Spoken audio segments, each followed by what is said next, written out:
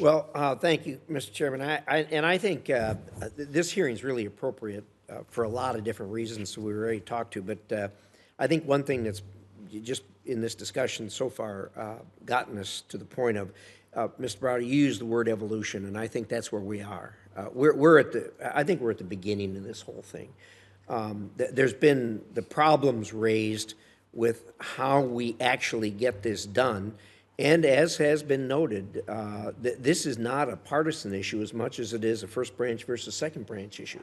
When I did repo, which you referred to, my biggest enemy was not Democrats. My biggest enemy was the administration. It was the Treasury Department. And it was a huge fight to get that thing through. And for whatever reason, the second branch of government is reluctant to anger other countries or look at the wrath of other countries, and that's just flat wrong. That's what these things are. By the way, you mentioned about death threats to you. You know, all of us that were on that are blacklisted from going to Russia. Not that I care, but that's how they respond to these things. I mean, it is personal to them. Look, we really need to do better. You mentioned the fact that this isn't a magic wand. It actually can be a magic wand. First of all, at the very beginning of it, it always causes tremendous reflection on the people that it's put upon. But their reflection is not, gee, did I do something bad? The reflection is, how do I get around these sanctions? And that is a problem because, as you've probably seen, when sanctions are put in place, they get pretty good at getting around the sanctions. And Mr. Browder made reference to the transfer of assets. That's actually just the beginning. That's individuals do that, but countries, look, one of the best examples I can think of is the Trump administration laid pretty tough sanctions on Iran, and we ratcheted them down to 100,000 or 200,000 barrels a day that they were able to exploit. They're now up to a couple million barrels a day. Why? Simply because time has gone on, and we haven't pursued the sanctions as aggressively as we should. So look, there's a lot of things we can do better on this, and I think we need to continue to pursue it. The issue on the Repo Act, you'll be interested to hear that I had a whole lot better cooperation from the at the end of the day, from my European friends than I did from the administration here. The first argument I had was with the Germans. They were Schultz was really opposed to it, and he and I went round and round on it. Interestingly enough, fortunately, most of the assets were in Belgium. Well, the Belgians came up with some really novel ideas about how we do this, and once they got on board, then most of the other Europeans have gotten on board. So we're going to continue to pursue that.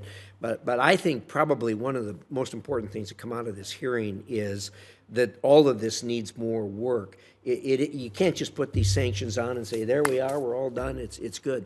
We're not all done. The enforcement of those sanctions, the pursuit of those sanctions are incredibly important, and I don't think we're doing nearly as good a job pursuing as we are putting them on. And we all pat ourselves in the back once we get those on, but then how that unravels is, or how they're pursued is a different thought.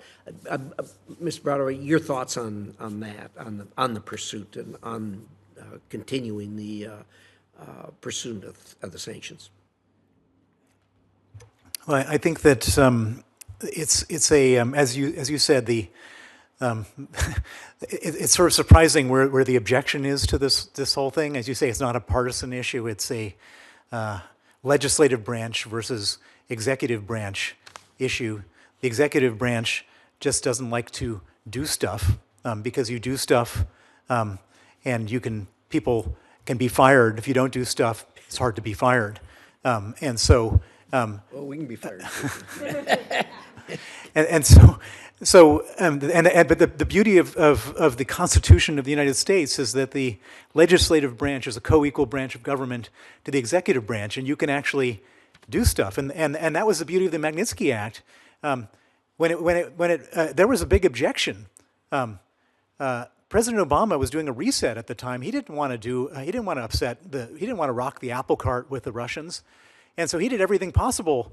But how does he respond when it's 92-4 in the Senate? And so that's the beauty of the Constitution, and that's the beauty of this committee, is that there's a lot of stuff that they don't want to do that you can get them to do by legislating. And so we're coming to the end of this Senate. There's another Senate coming up, and I look forward to working with you and Senator Shaheen and Senator Kaine and everybody else here to come up with new legislation to hold the executive branch's feet to the fire.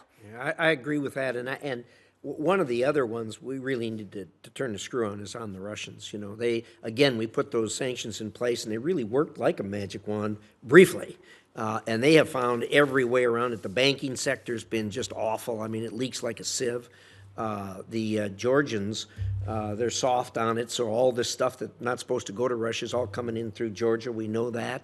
There's a supply line coming in that way. So there's a lot of leaks in the system. And one of the worst ones is the banking system. I don't know why Treasury is so, they wring their hands about upsetting the international exchange of currency and what have you. Well, that's what we're trying to do, for crying out loud, and they push back on us all the time. So my time is way up. Thank you, Mr. Chairman. Thank you.